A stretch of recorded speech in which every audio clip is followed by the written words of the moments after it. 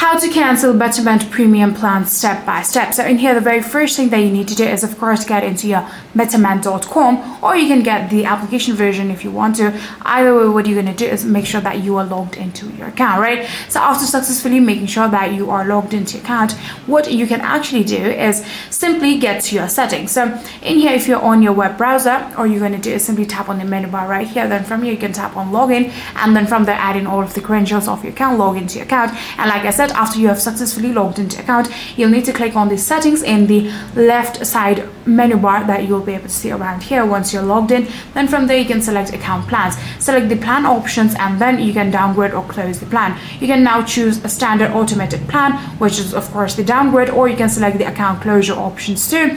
And then from there, you can, like I said, select like whichever option you want, and like that you'll be able to cancel your Betterment Premium Plan. So if you guys do have any further queries, then please let me know in the comment section down below, and that will be it for this video.